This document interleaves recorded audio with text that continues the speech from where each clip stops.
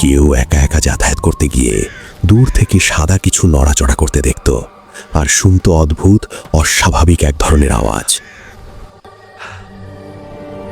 গোরস্থানের পাশ দিয়ে গ্রামের ভিতরে যাওয়া আসার রাস্তা। দিনের বেলায় এই পথ দিয়ে যাতায়াতের কোনো সমস্যা হতো না, কিন্তু রাত হলেই নামতো বিপত্তি। একা একা যাওয়া তো দূরের কথা, ভয় মানুষজন দল বেঁধেও সাহস পেত না। গোরস্থান পবিত্র একটা জায়গা, অন্য কোথাও ভয় পেলেও গোরস্থানে ভয় পাওয়ার কথা নয়। তবুও গ্রামবাসীদের মনে কিসের যেন এক অদ্ভুত ভয় লেগেই থাকত। কেউ একা একা যাতায়াত করতে গিয়ে দূর থেকে সাদা কিছু নড়াচড়া করতে দেখত আর শুনত অদ্ভুত অস্বাভাবিক এক ধরনের আওয়াজ। এক মুখ দুই মুখ করতে করতে গ্রামবাসীদের মধ্যে ছড়িয়ে পড়ে এক অদৃশ্য আতঙ্ক। আসল ঘটনাটা কি তা জানতেই রাতে দল বেঁধে কেউ কেউ যাওয়ার কথা ভাবত, কিন্তু শেষ পর্যন্ত কেউই সাহস করত না। তবে মানুষ মারা গেলে মাটি দেওয়ার সময় কখনো কোনো অশুভ কিছু দেখা যেত না, তাই তারা বুঝে গিয়েছিল মানুষ মারা না গেলে সন্ধ্যার পরে গোরস্থানের পাশ দিয়েও হাঁটা যাবে না।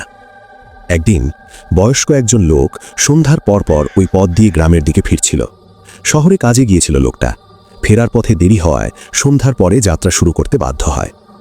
গোরস্থানের খুব কাছে পৌঁছতেই ভীতিকর এক ধরনের শব্দে তার গা ছমছম করে উঠল। তবুও সে থামল না। হাঁপ ছেড়ে বুক সোজা করে গোরস্থানের ভিতর দিয়ে হাঁটা চালিয়ে গেল। মাঝামাঝি পৌঁছতেই সে হঠাৎ পাশের ঝোপের দিকে তাকিয়ে নিঃশব্দে দাঁড়িয়ে গেল। ঠিক তখনই কি যেন একটা জিনিস ঝট করে তার সামনে দিয়ে গড়িয়ে রাস্তার এক পাশ থেকে অন্য পাশে চলে গেল। তারপরই এক বিকট চিৎকার। চারদিক কাঁপিয়ে লোকটা চিৎকার করতে লাগলো। গ্রামের আশেপাশের বাড়ির মানুষ লাঠি নিয়ে ছুটে এলো, কিন্তু তারা আসার আগেই লোকটি জ্ঞান হারিয়ে মাটিতে লুটিয়ে পড়ে। কেউ তাকে ধরে কবিরাজের বাড়িতে নিল, আর বাকিরা গোরস্থানের ভিতরে ভূত খুঁজতে লাগলো। চারদিক খুঁজে অবশেষে পাওয়া গেল এক টুকরো সাদা কাপড়। কাপড়টা হাতে নিয়ে একজন বলল, এই গোরস্থানে কোনো ভূত নাই, এই কাপড় দিয়েই মানুষকে ভয় দেখানো হয়। ভয়কে দৌড়ানো একজন লোক সেদিন উপস্থিত ছিল। সে বলল, আগে সেও এই সাদা কাপড় দেখে ভূত ভেবে প্রাণপণে দৌড় দিয়েছিল। গ্রামবাসীরা গেল মাতবরের কাছে। এবার এই ভূতের কাণ্ডের বিচার চাই। ভয় পাওয়া লোকটিরও জ্ঞান ফিরেছে। সে সব ঘটনা খুলে বলল মাতবরের সামনে। শুনে মাতবর সহ গ্রামের মান্যগণ্যরা রেগে আগুন। মাতবর ঘোষণা দিলেন, 24 ঘন্টার মধ্যে দোষীরা স্বীকার না করলে গ্রামের সব পাজি ছেলেকে ধরে আনা হবে। প্রমাণ হলে চিরতরে গ্রাম ছাড়া। এই খবর শুনে সব পাজি ছেলের অভিভাবক ছুটে গেল বাড়িতে। তারা বলল, বাবা, যদি তোরা এই কাজ করে থাকিস এখনই স্বীকার কর, না হলে আর এই গ্রামে ঢুকতে পারবি না। পরদিন সকাল 10টা। মাতবরের আলটিমেটাম শেষ হতে আর 1 ঘন্টা। গ্রামবাসীরা জড়ো হয়েছে, কিন্তু কোনো ছেলের দেখা নেই। ঠিক সময় পেরিয়ে 10 মিনিট পর আলম আর তার 2 বন্ধু উপস্থিত হলো মাতবরের সামনে।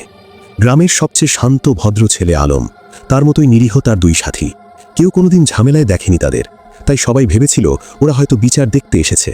কিন্তু সবাই হতবাক, কারণ 3 জনই স্বীকার করল, গোরস্থানের ভূত আমরা। এত ভালো ছেলেদের মুখে এমন কথা, গ্রামবাসীরা যেন আকাশ থেকে পড়ল। মাতবর কিছুক্ষণ চুপ, বাবারাও স্তব্ধ।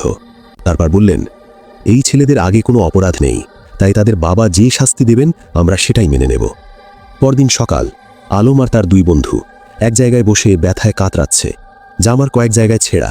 বোঝাই যাচ্ছে বাবারা এমন শিক্ষা দিয়েছেন যাতে তারা সারা জীবনেও এমন কাজ করার সাহস না পায়।